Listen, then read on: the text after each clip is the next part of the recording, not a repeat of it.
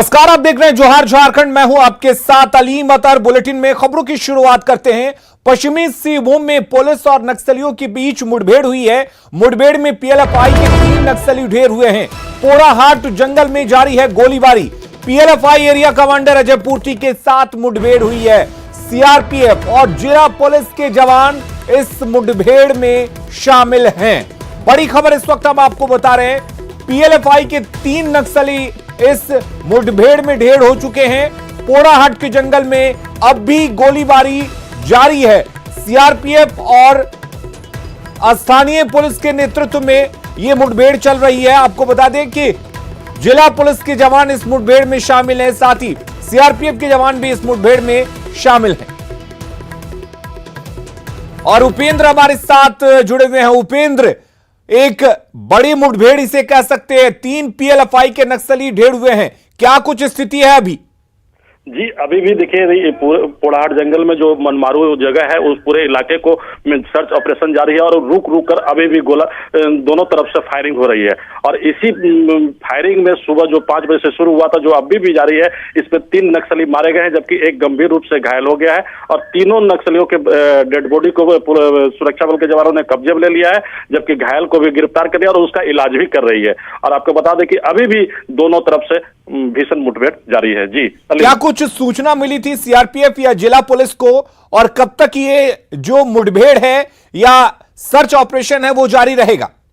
देखिए, ये तो लगातार ऐसे भी जारी है। सूचना मिलने के बाद सुरक्षा बल के, चाहे जिला पुलिस हो या सीआरपीएफ हो, उस और कुछ करते हैं, जाते हैं।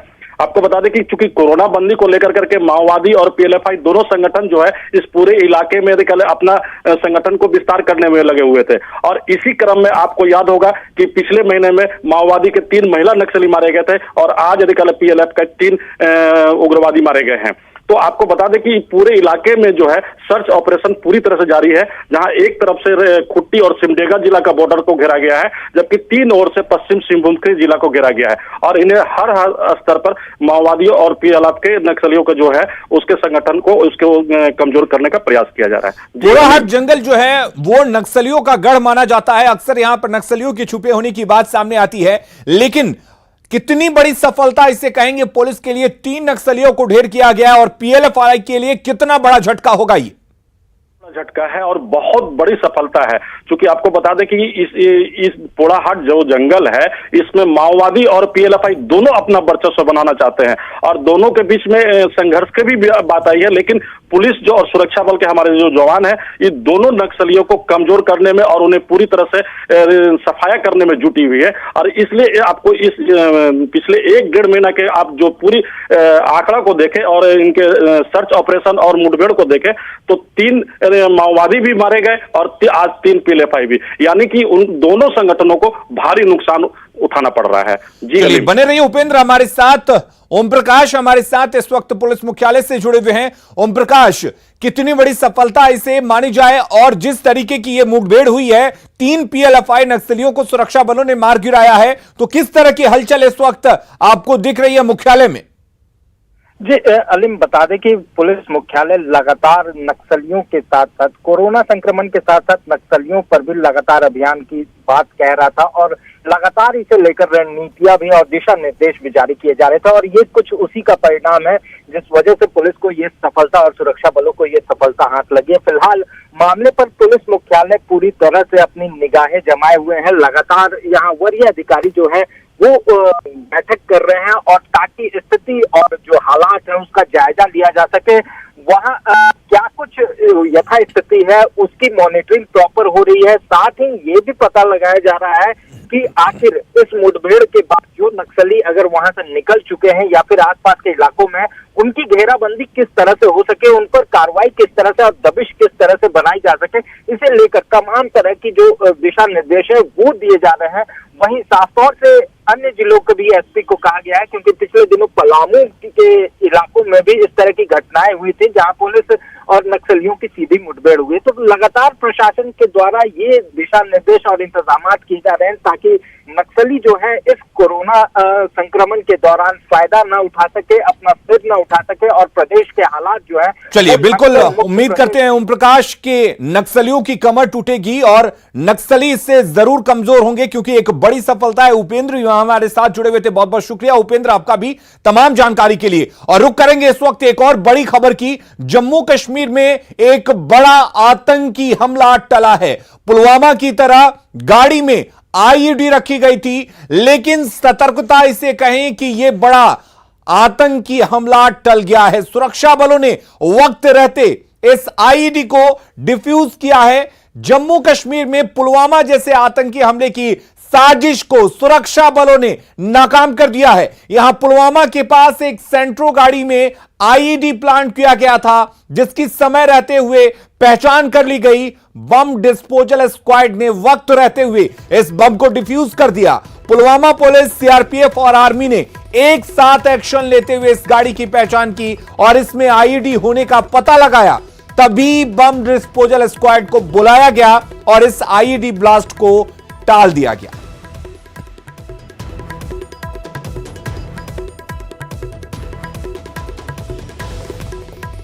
तो आतंकियों की एक बड़ी साजिश यहां पर नाकाम हुई है। और हमारे साथ श्रीनगर से मनोज कौल जी जुड़े हुए हैं। मनोज कौल, आपसे जानना चाहेंगे कितनी बड़ी सफलता इसे सुरक्षा बलों के लिए और एक बड़ी साजिश को यहां पर नाकाम कर दिया गया। जी हाँ, बिल्कुल अली में एक बहुत बड़ी साजिश को नाकाम बना दिया गया है। सुरक्षा बलों का कहना है कि 4 से 5 दिन पहले उन्हें एक इन्फॉर्मेशन मिली थी कि एक प्राइवेट कार में बारूदी सुरंग नस्ब की गई हो, जिसके बाद तलाश जारी थी इस गाड़ी की और आखिर में सुरक्षा बलों को आज कामयाबी मिली। वो गाड़ी मिल गई और उस आईडी को तबाह कर दिया गया। इस पर किसी जानी या माली नुकसान की कोई खबर नहीं है। जाहिर है कि जिस तरह से ये आईडी लगाई गई थी, तो आतंकियों का मंसूबा ये जरूर रहा होगा कि सिक्योरिटी फोर्सेस को या आम लोगों को निशाना बनाया जाए, लेकिन बर वक्त कार्रवाई करके सुरक्षा बलों ने इस आईडी को तबाह कर दिया और एक बहुत बड़ी जो त्रासदी है, एक बहुत बड़ी जो घटना है, उसको होने से रोका है। लेकिन जिस तरीके से एक बड़े हमले को अंजाम देने की कोशिश की गई थी, इससे एक बात तो साफ हो गया है कि और सतर्क रहने की जरूरत है, क्योंकि इस वक्त पूरा देश नहीं, पूरी दुनिया कोरोना से जूझ रही है और जो आतंकी है वो अपने नापाक हरकतों से बाज नहीं आ रहे। जी बिल्कुल अलीम, हमने देखा कि एक तरफ जब दुनिया जूझ रही है जब कोरोना वायरस से, जहाँ जिसमें भारत भी ग्रस्त और जम्मू कश्मीर में भी इस जो वबा है वो फैली हुई है और लोग उससे काफी परेशान हैं, वहीं दूसरी तरफ आतंकी हो या उनके पाकिस्तान में बैठे आका हूँ, वो लगातार कोशिश ये कर रहे हैं कि इंस्टेबिलिटी पैदा की जाए और जो आतंकियों की सरगर्मियां हैं वो चालू रहें। हालांकि सुरक्षा बल जो है वो काफी जो जिसमें कामयाब हो चुके हैं उनकी गतिविधियों को कम करने के लिए। और आज जिस तरह से ये आईडी को तबाह किया गया, तो एक बार ये इस बात का सबूत है कि सुरक्षा बल काफी सतर्क हैं और आतंकियों की जो जितने भी मंसूबे हैं उनको नापाक बनाने के लिए तमाम एजेंसियां, चाहे वो। चलिए मनोज कौल, आप हमारे साथ बने रहिए। एक बार हम अपने दर्शकों को तस्वीरें दिखा रहे हैं। तस्वीरों में हम आपको मार्किंग के जरिए दिखा रहे हैं, यहीं पर इस कार को रखा गया था जिसमें आईईडी को प्लांट किया गया था और एक पुलवामा जैसे बड़े आतंकी हमले को अंजाम देने के फिराक में थे ये आतंकी। लेकिन सुरक्षा बल, जिला पुलिस की सतर्कता से इस नापाक साजिश को नाकाम कर दिया है। और आपको बता दें कि एक बड़ी साजिश नाकाम हुई है और तस्वीरों में हम आपको लगातार दिखा रहे हैं, मार्किंग के जरिए हम आपको दिखाने की कोशिश कर रहे हैं कि ये वही जगह है जहां पर एक सेंट्रो कार में एक आईईडी बॉम्ब को प्लांट किया गया था। लेकिन वक्त रहते जिला पुलिस, ये देख सकते हैं आप किस तरीके से यहां पर नाकाम किया गया। तस्वीरों के जरिए हम दिखा रहे हैं, यह तस्वीर दूर से ली गई है, लेकिन आप समझ सकते हैं कि कितना बड़ा ये बॉम्ब हो सकता था, कितनी बड़ी ये साजिश हो सकती थी आतंकियों की, जिसे सतर्कता बरतते हुए यहां पर डिफ्यूज कर दिया गया है। बॉम्ब स्क्वाड यहां पर पहुंचती है, पहले सुरक्षा बल और जिला पुलिस इस कार को सर्च करते हैं और इस कार में आईईडी बॉम्ब प्लांट है इसका पता लगाया जाता है। उसके बाद यहां पर बॉम्ब स्क्वाड को बुलाया जाता है और फिर इसे किस तरीके से डिफ्यूज किया गया वो हम आपको तस्वीरों के जरिए दिखा रहे हैं। तो एक बड़ी साजिश को नाकाम यहां पर किया गया है। आप समझ सकते हैं कि जिस तरीके से पूरे दुनिया में कोरोना का प्रकोप है, उस दौरान भी ये आतंकी अपने नापाक हरकतों से बाज नहीं आ रहे हैं। और हमारे साथ लगातार मनोज कॉल जुड़े हुए हैं श्रीनगर से। मनोज, हम अपने दर्शकों को तस्वीरों के जरिए दिखा रहे हैं कि किस तरीके से इसको डिफ्यूज किया गया, कितने सतर्कता से इसको अंजाम दिया गया और किस तरीके से यह पता लगा कि यहां पर इस सेंट्रो में एक आईईडी प्लांट किया गया है। देखिए अलीम, जिस तरह से सिक्योरिटी फोर्सेज, जिसमें बात कर रहा था कि जो इंटेलिजेंस एजेंसीज हों या सिक्योरिटी फोर्सेज हों, जिसमें सेना है, सीआरपीएफ है या जम्मू कश्मीर का पुलिस है, एक लगातार उनके बीच में एक कोऑर्डिनेशन होती है और जो इंटेलिजेंस एजेंसीज हैं वो हमेशा इंफॉर्मेशन गैदर करती हैं, चाहे वो आतंकियों की मूवमेंट की बात हो या आतंकियों के छिपने की बात हो या फिर इस तरह की जो घटनाएं हैं उनको अंजाम देने की बात हो। तो वो इनपुट्स पर जो सिक्योरिटी फोर्सेज हैं, बाकी पुलिस और आर्मी जो सीआरपीएफ है, वो उस पर काम करती है। और आज ये देखा गया कि जो इंटेलिजेंस इनपुट्स थे, जैसे मैंने पहले कहा था कि पुलिस का ये कहना है कि 4 से 5 दिन पहले ये खबर उनके पास आई थी, एक इनपुट आया था कि एक कार में आईईडी फिट की गई है और आतंकी कोई बड़ा हमला अंजाम देने की फिराक में है। उसके बाद ही काफी सतर्कता बरती गई और उसके चलते आज ये सेंट्रो कार में इस आईईडी को पाया गया और जिसके बाद उसे तबाह कर दिया गया। तो जो जिस तरह से यह इस कार में रखी गई आईडी, तो इससे साफ ऐसा जाहिर होता है, ऐसा लग रहा है, जानकारों का मानना है कि कोई एक बड़ा हमला अंजाम देने की फिराक में आतंकी थे। शायद हो सकता है ये कि एक सुसाइड हमला किया जाता, किसी कहीं पर किसी कॉन्वॉय को निशाना बनाया जाता या फिर किसी पब्लिक प्लेस पर इसको उड़ा दिया जाता, जिससे काफी नुकसान होता और दहशत फैल जाती। लेकिन सुरक्षा बलों ने जिस तरह से ये कार्रवाई की है, वक्त रहते ही इसका पता लगाया और मिलिटेंटों की जो साजिश थी उसको नाकाम बना दिया गया है। अभी फिलहाल पुलिस ने केस रजिस्टर किया है और अब ये पता लगाने की कोशिश की जा रही है कि आखिर कौन लोग थे जिन्होंने ये आईडी इसमें लगाई थी, कौन सा संगठन था, कितने लोग इसमें मुलविस हैं, और उनका पता लगाया जा रहा है। और अब धीरे धीरे जैसे ही तहकीकात आगे बढ़ेगी ये साफ हो पाएगा कि आखिर ये आईडी किसने लगाई थी और उनका जो मंसूबा है वो क्या था। चलिए, बहुत बहुत शुक्रिया मनोज आपका तमाम जानकारी देने के लिए। तो तस्वीरों के जरिए एक बार फिर हम आपको दिखा रहे हैं कि किस तरीके से आप अंदाजा लगा सकते हैं कि ये कितना शक्तिशाली और कितना खतरनाक आईईडी बॉम्ब था जिसे आतंकियों ने प्लांट किया था। लेकिन वक्त रहते सुरक्षा बलों ने सतर्कता दिखाई, स्थानीय पुलिस का साथ मिला और उसके बाद इसकी पहचान की गई कि इस सेंट्रो में एक आईईडी प्लांट किया गया है और फिर बॉम्ब स्क्वाड को बुलाया जाता है और उसे डिफ्यूज किया जाता है। आप देख सकते हैं दूर से ली गई इस तस्वीर में भी कितना शक्तिशाली ये आईईडी था। इस तरीके से यह कहना गलत नहीं होगा कि एक सतर्कता से एक बड़ी सफलता यहां पर सुरक्षा बलों ने हासिल की है और इस बड़े नापाक साजिश को नाकाम कर दिया है।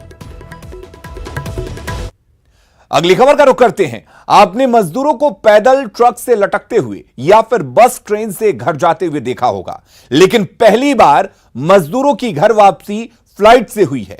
मुंबई में मजदूरों को लेकर एक फ्लाइट रांची के लिए रवाना हुई है। कुछ युवाओं की पहल से 174 प्रवासी मजदूर रांची एयरपोर्ट पहुंचे। मजदूरों ने बताया कि वे फ्लाइट में पहली बार बैठे, उन्हें डर भी लग रहा था, लेकिन जब रांची में फ्लाइट लैंड हुई तो उन्हें बड़ी राहत मिली। एक्टिविस्ट और पूर्व छात्रों के समूह का कहना है कि अगर उन्हें अन्य राज्य सरकारों से समर्थन मिलता है तो वे दूसरे राज्यों में भी प्रवासी श्रमिकों को लाएंगे। 174 लोग आए, 180 लोग आने वाले थे, 6 लोग मेडिकल को पास नहीं कर पाए वहां से, तो उनको सुरक्षा के दृष्टिकोण से रोक दिया गया। 174 लोग वहां से बोर्ड करके रांची पहुंचे हैं और भविष्य में भी हम लोग चाहेंगे कि अगर और राज्य सरकारें, क्योंकि हम लोगों ने और राज्य सरकारों से भी कांटेक्ट किया था, लेकिन शायद उन लोगों को लगा कि ये लड़के लोग हैं, ये कितना क्या कर पाएंगे नहीं कर पाएंगे। बाकी राज्य सरकारों ने उसमें उतना स्टेप नहीं उठाया और हेमंत जी आगे बढ़कर के आए और हम लोगों को एक झारखंडी होने के नाते ये गर्व हो रहा है कि चलिए पहली ट्रेन भी झारखंड आई थी और देश में पहली बार मजदूरों से भरा हुआ जनता का जहाज जो है वो भी झारखंड आया। अच्छा फील हो रहा है, अपना राज आ गई। बहुत परेशान हुआ वहाँ पे। कभी फ्लाइट पे चढ़ी? नहीं, पहली बार चढ़ रही हूँ। मैं बहुत खुश हूँ कि मैं पहली बार प्लेन चढ़ी। पहले कभी चढ़ी? कभी नहीं। कैसा लगा? थोड़ा डर भी लग रहा था, अच्छा भी लग रहा था, ऐसा। आपके पति क्या करते हैं? गाड़ी चलाते हैं। कहाँ की रहने वाली है? हम लोग कोडरमा के रहने वाले हैं। साल भर हो गया वहाँ ड्राइविंग करते हैं, खाने लिए बहुत तरस रहते हैं, इधर उधर से किसी तरह तो निकाले हैं, मगर किसी ने हमको दिया राय, बोला ऐसे ऐसे है, आप आधार कार्ड का अथी दो भरो, उसके बाद जो है आपको नंबर जाएगा, फिर उसके बाद जो है आप नाम पता सब दो, उसके बाद फिर आपका हो जाएगा ऐसा। तो इसी तरह हम लोग सर तो आए, पहली बार आए जिंदगी में, पहली मरते बैठे हैं। और अब बात तो एक ऐसे अजीबो गरीब खबर की जो सुनने में आपको अजीबो गरीब लगे लेकिन है सच। धनबाद में जिला परिषद अध्यक्ष के बड़े भाई का बकरा चोरी हो गया। सीसीटीवी फुटेज खंगालने के बाद पुलिस बकरे की तलाश में जुट गई है। इस पूरे मामले ने यूपी में आजम खान की भैंस चोरी की घटना को ताजा कर दिया है। फर्क सिर्फ इतना है कि उत्तर प्रदेश में आजम खान की भैंस चोरी हुई थी, यहां पर बकरी चोरी हुई है। जिनकी भैंस चोरी हुई थी वे उस समय यूपी के मंत्री थे, तो यहां जिनकी बकरी चोरी हुई है वो धनबाद के जिला परिषद के अध्यक्ष रोबिन गोराई है। धनबाद जिला परिषद अध्यक्ष रोबिन चंद्र गोराई के परिवार से एक बकरी मंगलवार की सुबह चोरी हो गई, जिसके बाद रोबिन चंद्र गोराई ने तत्काल इसकी सूचना निरसा एसडीपीओ विजय कुमार को दी, जिसके बाद निरसा थाना की गश्ती दल उसे ढूंढने में लग गया। सीसीटीवी में चोर को बाइक से बकरी को चुरा कर ले जाते हुए देखा गया, जिसका बाइक नंबर के आधार पर ढूंढने की कोशिश की जा रही है। मेरे बड़े भाई सतीश गोराई, उनका एक खस्सी था करीब 25 से 30 किलो काला रंग का, जो कि अब अनजान व्यक्ति है, लेकिन गाड़ी का नंबर सब लोग रोक के टोका है। गोपीनाथपुर मोड़ में गाड़ी का नंबर लिया, गाड़ी का क्या कलर है, कौन गाड़ी है। टेलीफोन पर एसडीपीओ साहब को किया माथा, उन्होंने थाना में निरसा थाना में फोन किया, निरसा थाना से गश्ती गाड़ी गोपीनाथपुर को लिया गया है। यहाँ सीसीटीवी कैमरा को चेक किया गया। और बड़ी खबर का रुख कर लेते हैं। झारखंड में कोरोना मरीजों की संख्या लगातार बढ़ती जा रही है। 458 पहुंच चुकी है कोरोना मरीजों की संख्या। 24 घंटे में 21 नए पॉजिटिव मरीज मिले हैं। आपको बता दें हजारीबाग में 7 नए मरीज मिले हैं, जबकि पूर्वी सिंहभूम में 4, रामगढ़ में 4 मरीज मिले हैं, कोडरमा में 3 और रांची में 1 नया मरीज मिला है।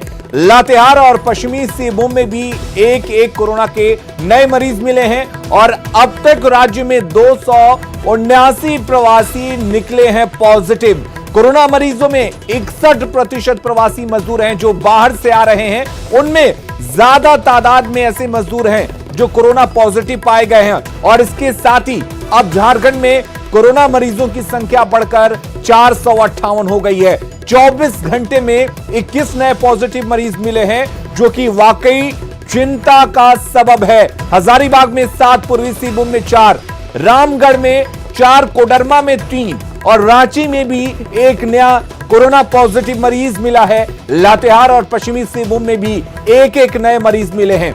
कुल मिलाकर जो प्रवासी मजदूर झारखंड वापस लौट रहे हैं उनमें कोरोना के मामले ज्यादा सामने आ रहे हैं। 279 प्रवासी अब तक पॉजिटिव निकल चुके हैं। कुल मिलाकर अगर 458 में से 279 मरीजों की बात करें तो करीब 61% प्रवासी मजदूरों में कोरोना पाया गया है।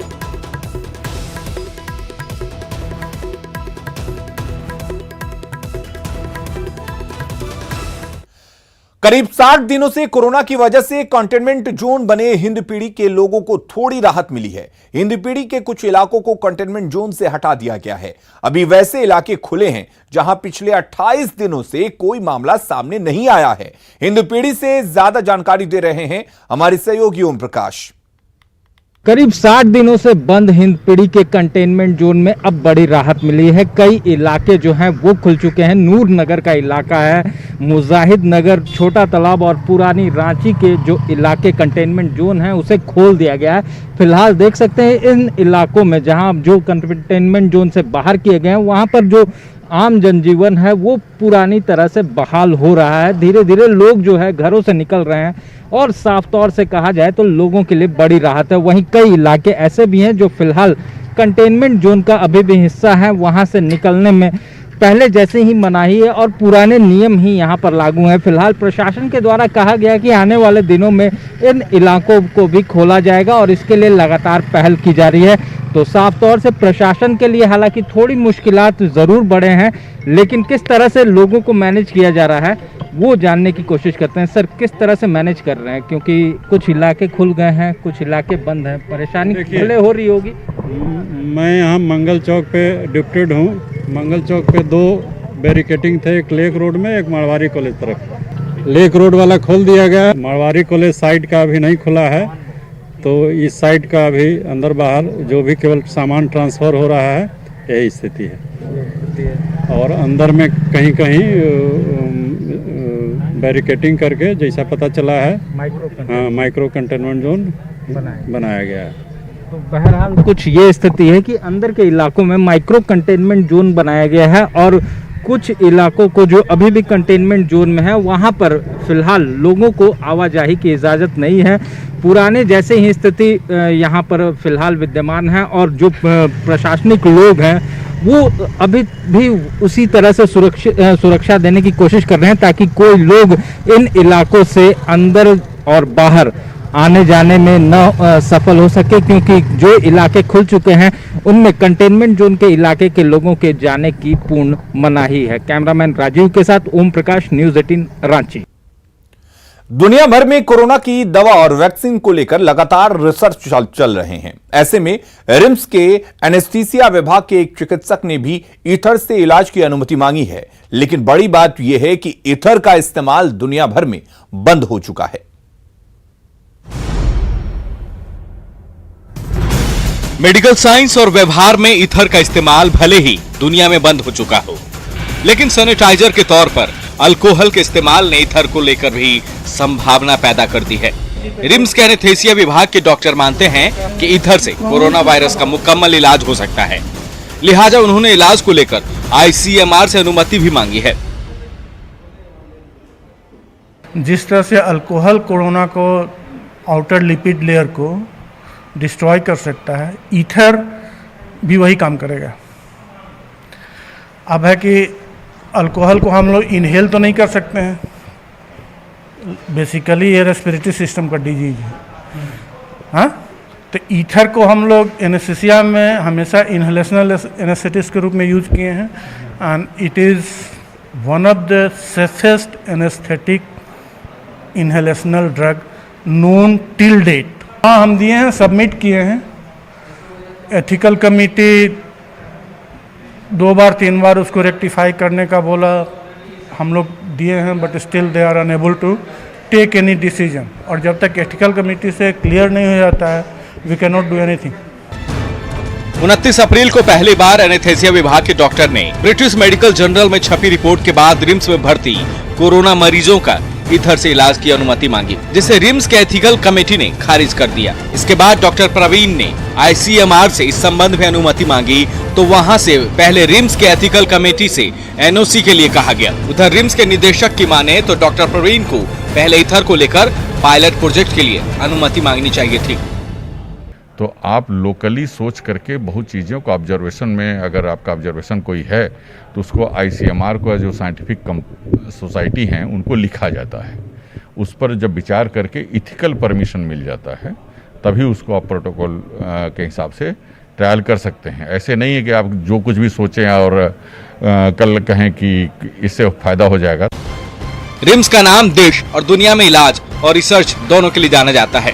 ईथर से इलाज को लेकर एक चिकित्सक ने आज अपनी बात छेड़ दी है और अब देखना है कि उनकी रिपोर्ट की धमक कितनी दूर तक जाती है।